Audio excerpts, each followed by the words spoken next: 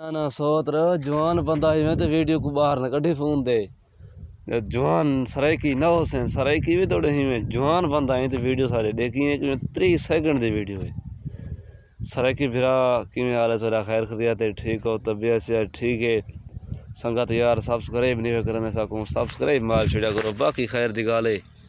like mic वगैरह comment शमेंट ना कीते करो साको सब्सक्राइब लाजमी कर छड़ा करो यार और 30 सेकंड थे मना दिए संगत बात मिल सुनो वीडियो